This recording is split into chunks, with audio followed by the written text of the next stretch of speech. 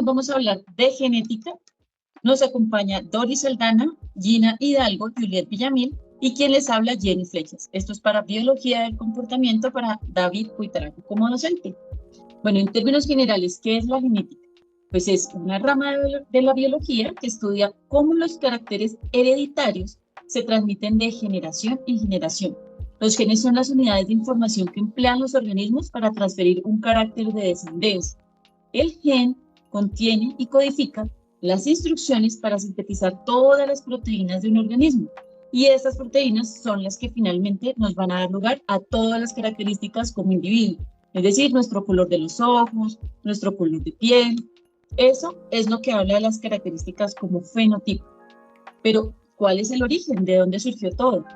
Pues en un primer momento, Hipócrates había desarrollado una teoría parecida a la que más tarde propuso Darwin, que llamó pangénesis. Según este punto de vista, cada parte del cuerpo producía algo. En ese momento no se hablaba de proteínas, sino de gémulas, por Darwin, que de alguna manera se recolectaba por el semen.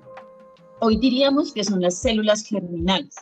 Entonces, esas serían las bases materiales de la herencia, ya se desarrollarían dando lugar a las características de la descendencia, o los caracteres de la descendencia.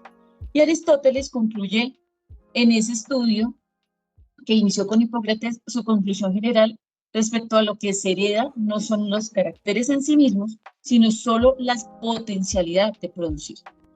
Entonces, concluyendo esto más adelante, Cotton, con sus observaciones en el maíz en 1716, generó un estudio sistemático que inicia o se publica ya algo más científico, ya algo en escrito, en 1716 por Kuetel, donde su trabajo sienta los principios del tema y fue conocido tanto por Darwin como por Mendel, que lo comentarían alrededor de 100 años más tarde. Koppel realizó muchos cruzamientos de plantas. Este estudió el propio proceso de polinización y también reconoció la importancia de los insectos en la polinización natural. Es decir, que gracias a estas observaciones ya se pudo empezar a establecer y redactar el estudio para que diera vía a lo que hoy en día se habla relacionado con la genética. Natalia. Listo. En este caso hablaremos de los significados relacionados para entender un poco qué es la genética y pues qué contiene la genética. En este caso hablaremos de ADN, que es una biomolécula que almacena información genética en nuestro organismo. ANN es un ácido nucleico que transporta y traslada los aminoácidos del ribosoma y lo transforma en una proteína. Hablaremos de epigenética, que es un campo que estudia los cambios del ADN y que no implica alteraciones. El genotipo, que es la composición genética de un organismo que se hereda o que va de nuestros progenitores. El fenotipo es una característica o rasgo observable de un organismo, como la morfología y sus propiedades químicas. La genoma es todo material genético de un organismo en particular y se hereda de generación en generación.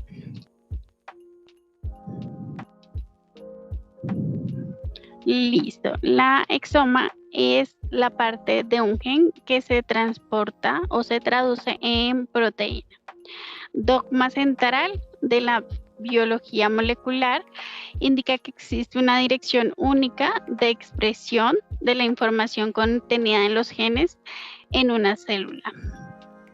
Código genético es el conjunto de reglas utilizadas para traducir la secuencia de nucleótidos del ARN y hace consecuencia con la proteína durante el proceso, es decir, esa es la traducción para entender el proceso que hace la genética. La mitosis es la división de las células somáticas, es decir, que hace parte del cuerpo y también de las células sexuales. Los cromosomas es el material genético que se encuentra de parte discreta y visible en el proceso celular. Y la mutación es el cambio aleatorio del ADN que puede ser beneficiosa, por favor, y neutra o dañina en nuestro organismo. Con estas conclusiones queremos decir que todos estos procesos nos ayudan con la parte genética, la parte que se puede alterar o no en nuestro organismo. Mi nombre es Doris Aldana y les voy a hablar sobre la patología molecular. Para efectos de la patología molecular, que es la encargada de reconocer los problemas que se presentan, una parte muy relacionada es la genética molecular, toda vez que se tiene que analizar la participación de los genes en el proceso patológico. Las enfermedades o alteraciones genéticas se han venido clasificando en tres: monogenéticas, cromosómicas y plurigenéticas o multifocales. Teniendo en cuenta las definiciones anteriores, entonces tenemos que todos los sistemas que se vienen dando para esta patología molecular se empiezan a mezclar y nos permiten determinar si de las enfermedades diagnosticadas hay cura o no hay cura. En su mayoría, el gran universo de enfermedades que se tienen no tienen cura, y aquellas que se les ha detectado poderse hacer un reemplazo terapéutico están aún en procesos de seguirse ampliando. En cuanto a las enfermedades plurigenéticas, tenemos entonces que se presenta la interacción de varios genes con varios factores. Los ambientales tienen también que ver con un componente hereditario poligenético. Por eso es que estas anomalías son muy difíciles de detectarse la causa. Con las investigaciones se tienen, por ejemplo, la hipertensión, la diabetes y el cáncer.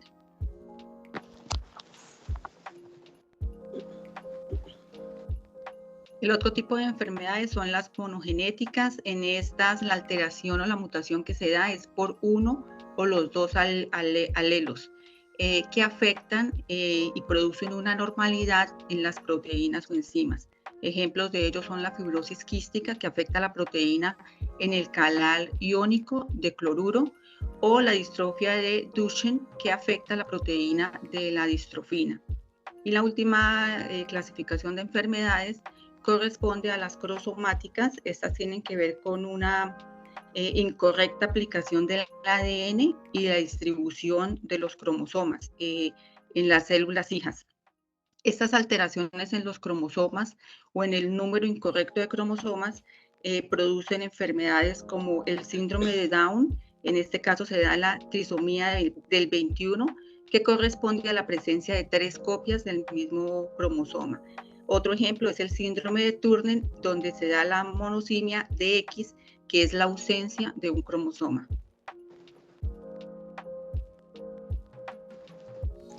Hola, buenos días. Yo les voy a hablar sobre la postura ética.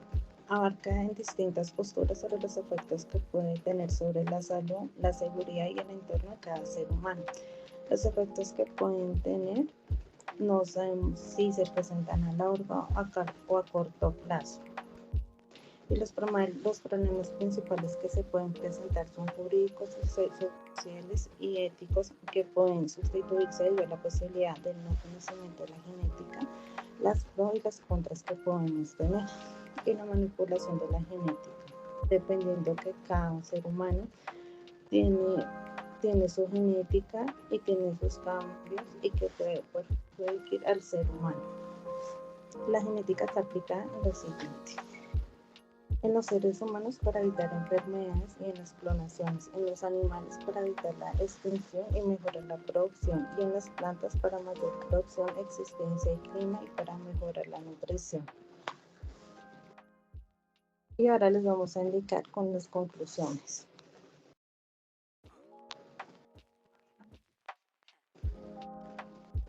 Dice, la genética puede ser algo muy bueno o algo muy malo para el ser humano y para la sociedad, ya que no tenemos conocimiento sobre ella, qué se trata y a qué abarca, y los beneficios que podemos obtener con ella, dependiendo la religión y el pensamiento de cada sociedad en la que estamos.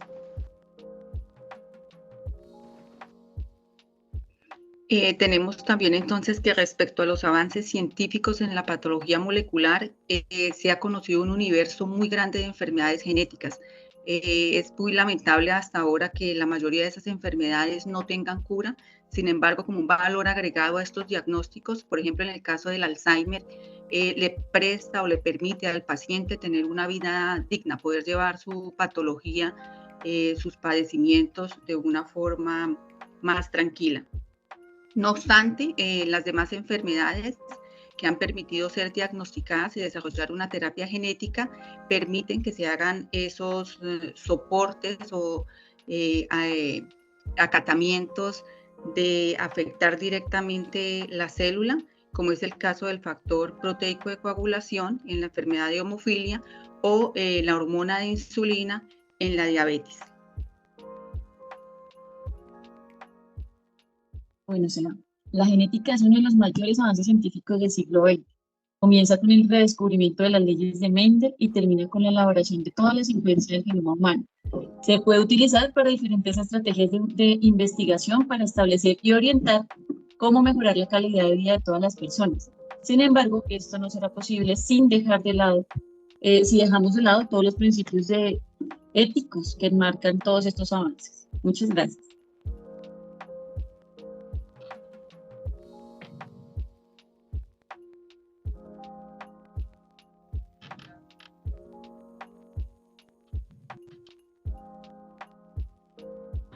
Pasarlo al final, por favor.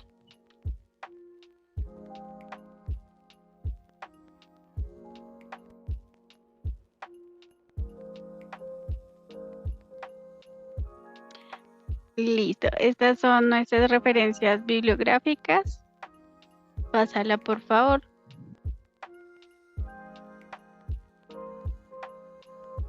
Listo. Muchas gracias a todos por su atención. Feliz día.